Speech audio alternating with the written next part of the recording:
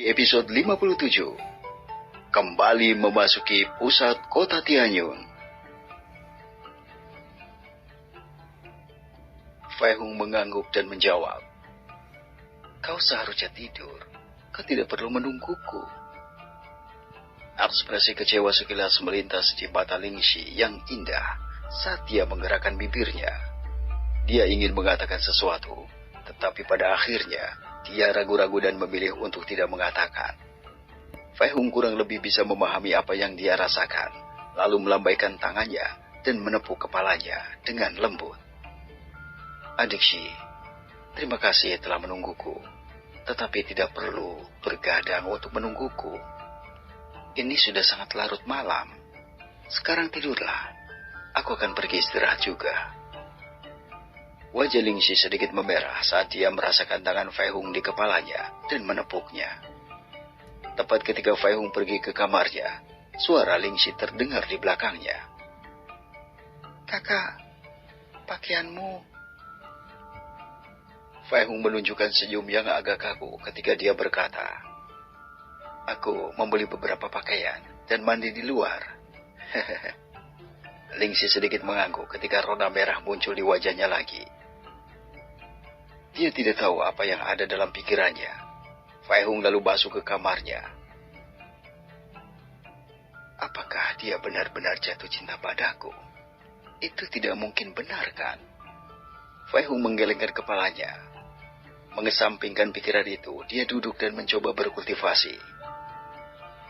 Beberapa jam kemudian, Fei Hung menghela nafas ketika dia tidak melihat kemajuannya.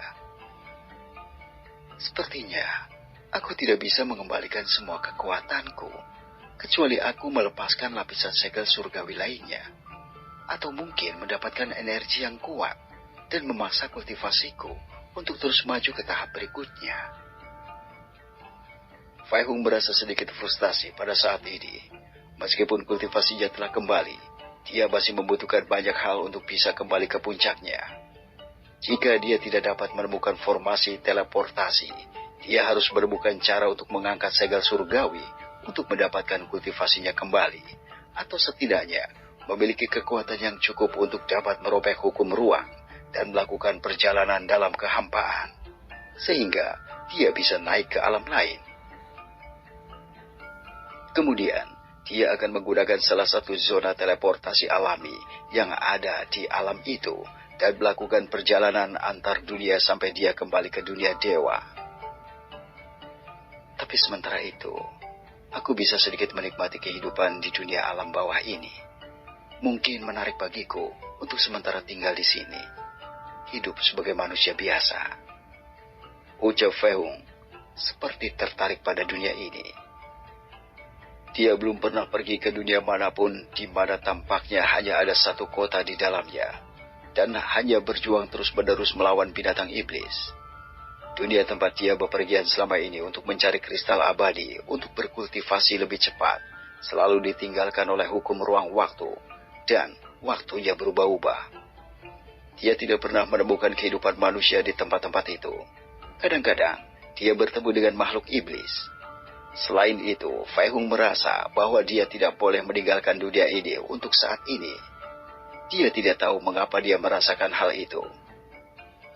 Fei Hung menghapus rasa frustasinya dengan tekad dan harapan. Dia tahu bahwa suatu hari nanti dia bisa kembali ke puncaknya, meski butuh sedikit waktu. 2 jam kemudian, Fei Hung memutuskan untuk tidur. Pagi hari, Fei Hung bangun seperti biasa dan pergi mandi. Dia masih belum bangun. Fei Hung tidak melihat Lingxi di ruang dapur. Dia lalu secara halus melepaskan indera spiritualnya dan menemukan bahwa Lingxi masih tidur. Sambil menggelengkan kepalanya dengan senyum tak berdaya, dia berkata, "Mungkin dia tidur larut kemarin malam, jadi dia masih tidur. Jangan ganggu dia, biarkan dia tidur nyenyak," ucap Fei Hung kepada Ling Yan. Meskipun Ling Yan mengangguk sebagai persetujuan, dia masih agak aneh bahwa adik perempuannya masih belum bangun. Apakah dia tertidur larut malam karena dia masih belajar tentang alkimia? Tanya Ling Yan pada dirinya sendiri. Ling Yan lalu memutuskan untuk memulai pelatihannya di pagi hari. Meskipun dia sudah menjadi ahli ranah tingkat surga besar, dia masih ingin meningkatkan kekuatan seni bela dirinya untuk selalu siap menghadapi masalah apapun yang muncul dalam hidup mereka. Fei Hung sedang menonton pelatihannya dari kejauhan dan bergumam. Haruskah aku mengajarinya kultivasi yang sebenarnya? Meski baru beberapa hari berlalu sejak mereka kenal, Fei Hung sudah menganggap Ling Yan sebagai orang yang baik hati, bahkan menganggapnya sebagai teman baik. Fei Hung telah melihat ketulusan dan persahabatan yang mulai terjalin di antara mereka berdua. Fei Hung tahu bahwa ini bukan dunia alam dewa, di mana kemunafikan dan kejahatan selalu ada. Kebencian yang ada di tempat ini akan menjadi permainan anak-anak baginya. Tapi kejahatan masih bisa tumbuh di dalam diri manusia yang ada di dunia ini. Aku akan pergi ke kota. Aku akan kembali lagi nanti. Fei Hung berkata kepada Ling Yan, sambil mengangkat tangannya untuk mengucapkan selamat tinggal dan menuju pintu keluar rumah. Baiklah, Ling Yan mengangguk dan melanjutkan pemanasannya. Fei Hung tiba dengan cepat terbang ke kota Tianyun. Setelah memasuki pusat kota, dia berputar-putar melewati beberapa toko, dan akhirnya menemukan dirinya berdiri di depan sebuah bangunan besar. Asosiasi Alkimia. Kata-kata ini ditulis di depan bangunan utama. Fei Hung ingin mengetahui tingkat pengetahuan alkimia di dunia ini, dan seberapa banyak yang mereka ketahui. Jadi dia memasuki gedung besar itu. Selamat datang, Tuan. Apakah kau ingin membeli asilir atau hanya ingin memesannya? Seorang wanita berusia 20-an mendekati Fei Hung dan bertanya dengan sopan sambil tersenyum. Tepat ketika Fei Hung hendak menjawab, dia mendengar suara dari kejauhan. Kami membutuhkan tuanku untuk datang membantu. Sebuah teriakan terdengar di pintu masuk gedung. Seorang pria menggendong seorang pria parubaya di pundaknya. Di sebelahnya ada seorang wanita muda dengan gaun yang menonjolkan sosoknya. Fei Hung mengangkat alisnya sedikit saat melihat wanita cantik lainnya. Sosok wanita muda itu tampak sangat sensual dan agak menggairahkan. Matanya seolah memancarkan pesona misterius yang menarik perhatian para pria. Dia menunjukkan sedikit payudaranya yang besar, selama sebuah orang bisa melihat belahan dadanya yang indah. Dia mengenakan gaun ketat yang indah, yang membuat payudara dan sosoknya semakin menonjol.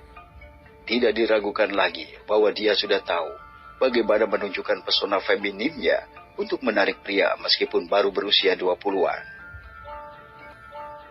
Sama seperti Fei Hung melihat wanita ini, dia juga bertemu dengan tatapan Fei Hung. Wanita ini juga sedikit terkejut melihat bahwa Fei Hung juga sangat tampan. Segera dia mengedipkan mata padanya dan menunjukkan padanya senyum indah dengan sentuhan rayuan. Fei Hung mengangguk dan memberinya senyuman. Meskipun dia adalah seorang wanita muda yang cantik, dia tidak cukup setara dengan Lin Meng, Ling Xi, Wang Ying, bahkan Zhang Yang. Selain itu, Fei Hung merasakan aura tidak nyaman pada diri gadis muda ini.